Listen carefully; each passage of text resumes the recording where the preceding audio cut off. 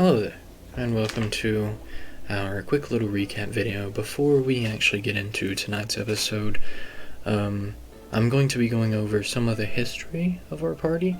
I know a lot of people haven't been able to keep up or watch all of the stuff before we're getting into this next big chapter of the campaign.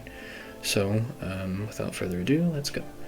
So, it's just going to be a quick rundown. Our party met in the kingdom of Grinnon, about 10 miles west of Crow's Shore.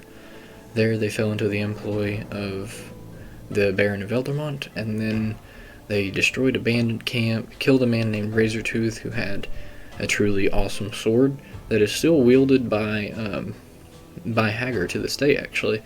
It was passed from Dirt to Venna to Hagar, and is now still in his inventory somewhere. But after destroying the bandit camp, the party had gone to Starport, where they met the king. The king being, he was very paranoid that there was going to be an invasion, so he gave the party a quest to go south to Masira to speak with the Council of Merchants, which is like the leading party of that land.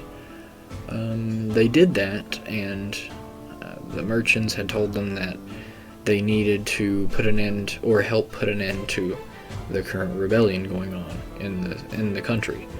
So that was a big issue. The party wasn't really too keen on the idea, but then there was an attack in Mountain Gate where some civilians died and some other people that one of the merchants actually he was captured and taken away by this rebellion.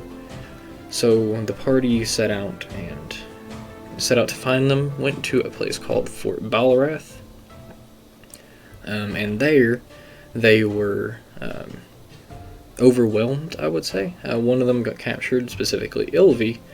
She used her cloak and went feral in the cage, and that is where the party lost Dirk and Xana, and had met and they met Senza and Hagar.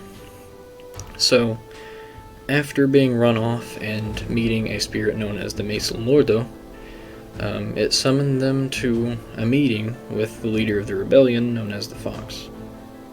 The party had gone, and there the Fox revealed his face to Ilvi.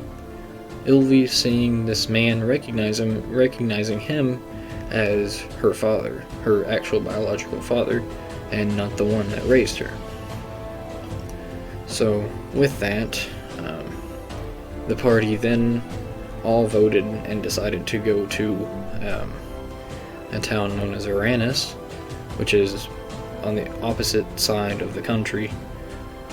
So they went there for a quick vacation, hopefully to have some time to recuperate and do something with themselves before they made any drastic decisions.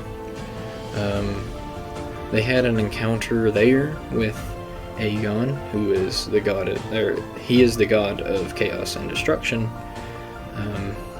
and he gave them like a little speech, told them that they're encroaching on his territory or whatever, and he let them go.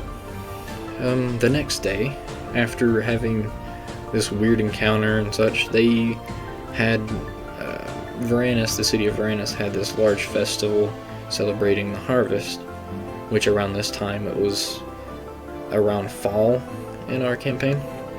So they were celebrating the harvest, bringing in everything they could.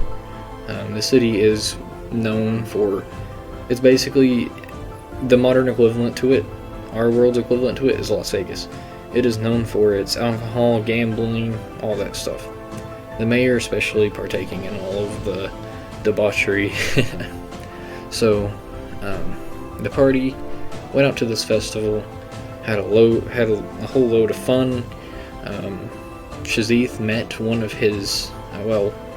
of the fellow countrymen from the Republic of Kandor, which is even further south on the map.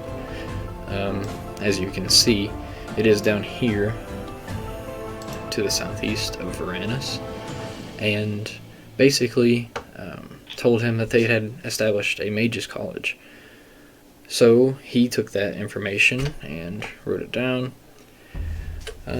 After this big celebration. That night, as the party was recuperating and trying to get past their hangovers and whatnot, a very suspicious group of people attacked the city, ransacked it, burnt a lot of the businesses, and killed a lot of people, stealing a lot of money and horses and wagons, the whole 9 yards. They caused absolute mayhem. The party took they took some time to help save people. Hagar specifically rushed into houses, save people from burning buildings. Ilvi tried, but got hurt, so I don't know if she did that anymore or not. While the others just tended to wounded and tried to help out there.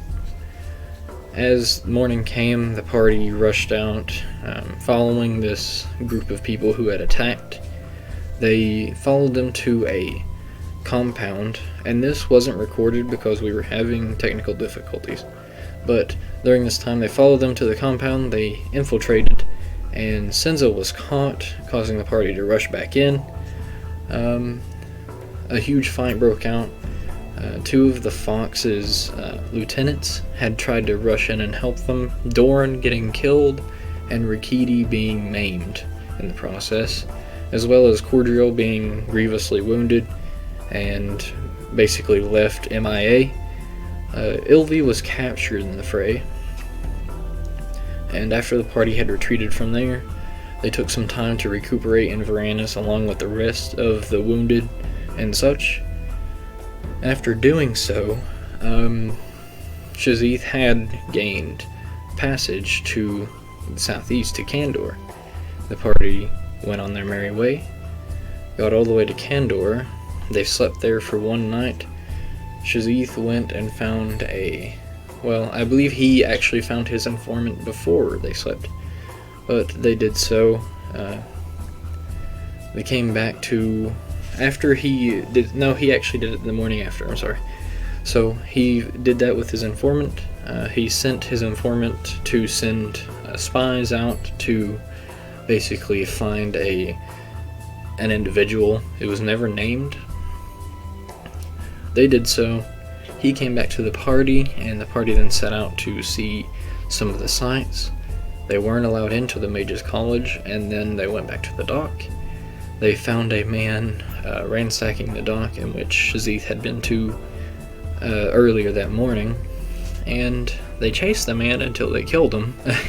Well, they didn't really kill him, it was never confirmed, but he was very wounded, near death, and they dragged him through the streets as huge crowds of people were swarming them due to Senza blasting magic into the sky, and the party basically swarming around the sky who had fallen from the sky. So it was a very hectic situation.